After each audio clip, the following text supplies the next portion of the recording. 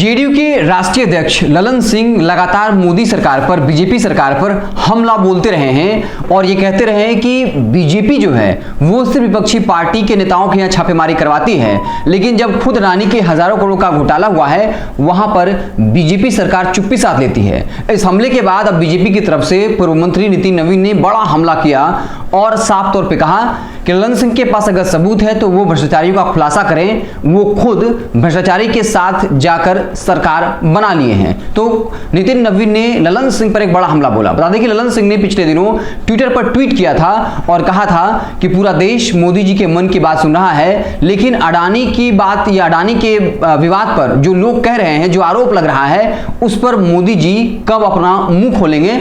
और साफ तौर पर हजारों करोड़ के घोटाले का अडानी पर आरोप लगा दिया था। ललन सिंह ने क्या कुछ लिखा था पहले हम आपको वो बताते हैं। ललन सिंह ने ट्विटर पर लिखा था, आदरणीय प्रधानमंत्री जी मन की बात कर रहे हैं, पूरी गोदी मीडिया से उसका ढिंढोरा भी पिटवा रहे हैं, लेकिन उनके मन में देश की ज्वलंत समस्याएं, जिससे देश जो आज भी जूझ रहा है, उससे देश को निजात दिलाने की बात उनके मन में है या नहीं। महंगाई, बेरोजगारी, सरकारी संपत्तियों का निजीकरण और 81,000 करोड़ का कॉर्पोरेट घोटाला जैसे मुद्दों पर भी आदरणीय प्रधानमंत्री जी मनन करें और मन की बात के रूप में प्रकट करें। और उसके बाद तस्वीरें अखबारों के कतरन शेयर किए थे, जहां पर सम्राट चौधरी और जनक राम जो है वो मेमोरियल हॉल में पीएम के मन की बात सुन रहे थे। और उसके बाद अखबार में लिखा हुआ है कि कहां कहां पर पूरे देश ने पीएम मोदी के मन की बात सुनी। तो बाकायदा ललन सिंह ने उन अखबारों के कतरन का स्क्रीनशॉट शेयर किया और फिर ये सवाल पूछ लिया कि मोदी जी आखिर 81,000 करोड़ का जो घोटाला हुआ है उसको लेकर कुछ क्यों नहीं कर रहे हैं। तो कुल मिलाकर ललन सिंह लगातार कह सकते कि एग्रेसिव तरीके से बीजेपी पर हमलावर रहे।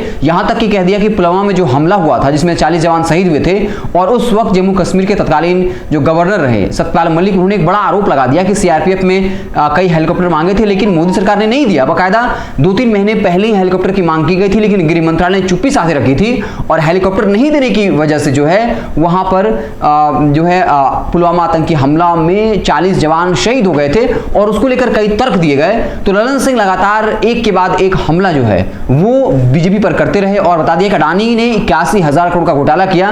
और फिर ये बीजेपी पर आरोप लगाया गया कि आखिर अडानी घोटाले पर मोदी सरकार जांच को तैयार क्यों नहीं होती है। और विपक्षी पार्टी ने बाकायदा जेपीसी की मांग की थी कि कमेटी बनाई जाए, लेकिन मोदी सरकार इसको लेकर तैयार नहीं हुई थी। अडानी पर यह आरोप लगा कि जो शेल कंपनियां होती है, फर्जी कंपनियां होती हैं मॉरिशस की, उसके हजारों करोड़ जो है वो कई इंडिया में प्रोजेक्ट में लगाए गए थे। आरोप भी लगा और बाकायदा एक जो अमेरिकी कंपनी कह लीजिए हिंडनबर्ग रिपोर्ट आई थी, जिसके बाद देश अडानी को घाटा लगा। वो तीसरे नंबर पर विश्व के सबसे तीसरे अमीर व्यक्ति थे और खिसक कर टॉप 30 के बाहर चले गए। लाखों करोड़ का नुकसान हुआ और उसी मसले पर ललन सिंह जो लगातार घेर रहे थे। हालांकि इस मसले पर नितिन नवीन का जवाब आ गया और कहा कि ललन सिंह को बीजेपी के भ्रष्टाचारी नेताओं का खुलासा करना चाहिए और ललन सिंह को बोलने का कोई अधिकार नहीं, क्योंकि वो खुद जो है जिस पर गंभीर भ्रष्टाचार के आरोप लगे हैं उनके साथ उन्होंने सरकार बना ली है। तो कुल मिलाकर ललन सिंह और नितिन नवीन जो है अब आमने सामने आ गए हैं। अब नितिन नवीन ने जब इतना बड़ा चैलेंज दे दिया, चुनौती दे दी है कि आखिर वो बीजेपी में कौन से नेता हैं जो भ्रष्टाचारी हैं,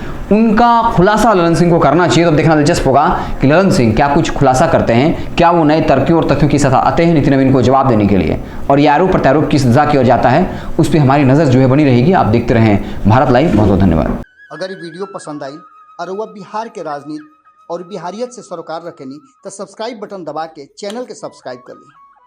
ओजे एगो घंटी बा, ओकरा बटन दबा देला से कुल सटीक और मारक खबर रुआ मुफ्त में मिल जाई।